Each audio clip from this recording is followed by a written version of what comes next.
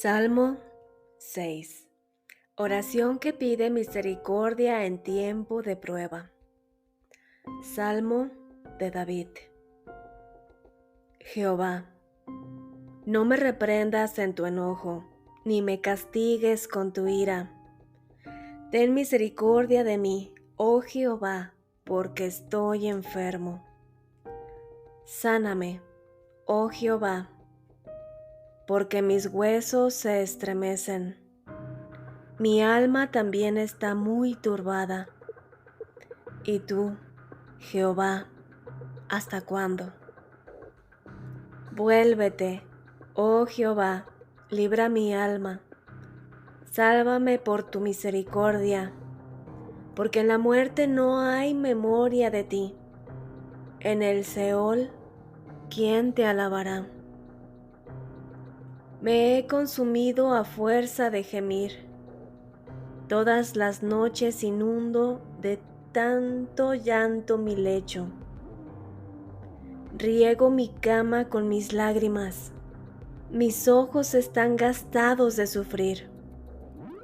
Se han envejecido a causa de todos mis angustiadores. Apartaos de mí, todos los hacedores de iniquidad, porque Jehová ha oído la voz de mi lloro. Jehová ha oído mi ruego. Ha recibido Jehová mi oración. Se avergonzarán y se turbarán mucho todos mis enemigos. Se volverán y serán avergonzados de repente. Este salmo es uno de los 7 salmos penitenciales. Estos son salmos de tristeza por el pecado. Las circunstancias del salmista parecen desesperadas y él sumido en la impotencia. En el versículo 1 dice: Jehová, no me reprendas en tu enojo, ni me castigues con tu ira. Y aún en el versículo 2 añade: Ten misericordia de mí, oh Jehová, porque estoy enfermo. David entiende que el castigo de Dios es merecido como consecuencia de su pecado. Así que más que pedir que Dios quite el castigo, pide que éste sea mezclado con misericordia y no tan severo que él incluso muriera. David entiende que por medio de este castigo Dios está trabajando con él. Efectivamente, Dios sí castiga, porque Dios disciplina a sus hijos, como se menciona en Hebreos capítulo 12, versículo 7. Al soportar esta disciplina divina, recuerden que Dios nos trata como a sus propios hijos. ¿Acaso alguien oyó hablar de un hijo que nunca fuera disciplinado por su padre? Y aún en el versículo 10 se añade: la disciplina de Dios siempre es buena para nosotros, a fin de que participemos de su santidad. Es verdad que cuando nos arrepentimos, Dios puede cambiar su juicio contra nosotros, pero no nos exime del castigo o de la disciplina, con el fin de santificarnos y pulir nuestro carácter, y hacer así moldearnos conforme a la imagen de Jesucristo, como dice Filipenses capítulo 1, versículo 6. En el versículo 2, David menciona: porque estoy enfermo. En el Antiguo Testamento la palabra enfermo se llega a utilizar como metáfora de una aflicción total, de estar turbado en totalidad. ¿Te has sentido alguna vez así? Pero en este mismo versículo, David clama a la misericordia de Dios, la cual es otro atributo de Dios. Y aún más, en el versículo 4 dice: Vuélvete, oh Jehová, libra mi alma, sálvame por tu misericordia. Más que la salud de su cuerpo, David está interesado en que Dios sane su alma y sea renovado ante la presencia y el favor de Dios. Como el amor y la misericordia forman parte del carácter de Dios, podemos clamar a Dios en medio de nuestra angustia, suplicándole que sea fiel a su carácter. Asimismo lo hizo Moisés cuando intercedió por los israelitas, seguidamente de que construyeron el becerro de oro en el desierto, después de que Dios los sacó de la esclavitud de Egipto. Dios había determinado exterminar al pueblo, pero Moisés apeló a su misericordia y a su carácter, consiguiendo que Dios les cambiara la sentencia. Es verdad que por nuestros pecados merecemos muchas cosas, como está escrito en la ley de Dios, en su palabra, en la Biblia, pero siempre puedes apelar a su carácter misericordioso. En el versículo 5 dice así: porque en la muerte no hay memoria de ti, en el Seol no hay quien te alabe. En el Nuevo Testamento, el Seol es el lugar de los muertos que mueren sin Dios antes de ser lanzados al lago de fuego en el juicio final. Pero en el Antiguo Testamento, el Seol era el lugar a donde iban todos los muertos. En la traducción TLA dice así: si dejas que me muera, ya no podré alabarte.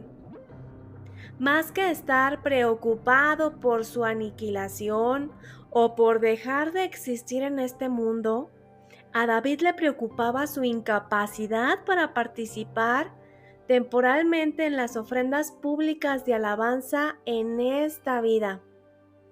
Quizá este versículo te está invitando a preguntarte: ¿a qué le tienes más miedo? ¿A morir o a alejarte de la presencia de Dios eternamente?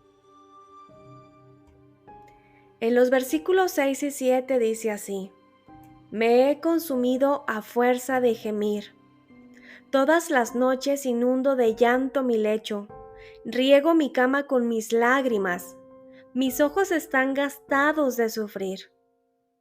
Estos versículos nos ayudan a entender que Dios no le respondió a David de inmediato la oración, sino que tuvo que vivir su proceso. A su debido tiempo, Dios responderá a la oración de sus justos.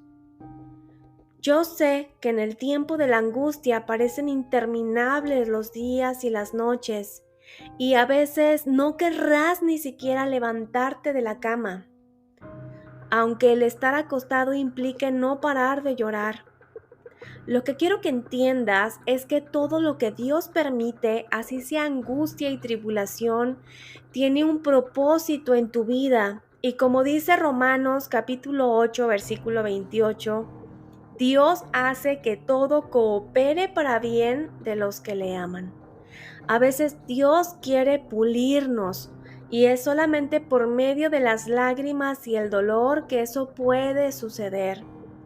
Así como el cristal es formado por medio del fuego y a golpes en su proceso de elaboración, así Dios nos procesa y nos prueba por medio del fuego de las aflicciones y los golpes de esta vida. En el versículo 8 se da un cambio de ánimo repentino y David se refiere a sus enemigos como hacedores de iniquidad. Estos son los malvados, llamados así porque están dispuestos a pecar en todo tiempo. Están dispuestos a hacer el mal en todo tiempo, pues tienen una fuerte inclinación en el espíritu a hacer lo malo. Y lo hacen a conciencia, no a medias. Este repentino cambio se basa en la confianza en Dios y su justicia, aún en medio de la angustia y de la opresión de los enemigos.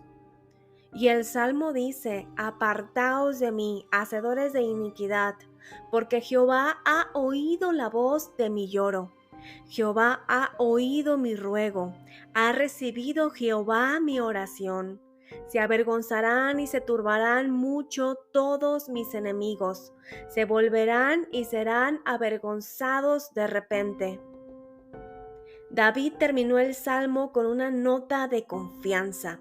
Hizo su grito agonizante a Dios y Dios lo escuchó. Como dice la palabra en las bienaventuranzas en Mateo capítulo 5 versículo 4. Benditos los que lloran, porque serán consolados. Acompáñame a hacer esta oración. Dios eterno y Padre celestial, te doy gracias por tu palabra y te pido que me ayudes a esperar en tus tiempos, sobre todo en esos momentos donde no encuentro alivio a mi angustia y mi sufrimiento. Yo sé que tú conoces cada una de mis lágrimas. Ayúdame a tener fe y a esperar en tu voluntad. Yo sé bien que todo lo que permites tiene un propósito. Ayúdame a entender qué es lo que quieres decirme con lo que estoy viviendo. En el nombre, sobre todo nombre de Cristo Jesús. Amén y amén. Mi querido hermano, que Dios te bendiga. Esta fue la reflexión del Salmo 6. Tu hermana en Cristo, Alondra Aguilar. Hasta el próximo episodio.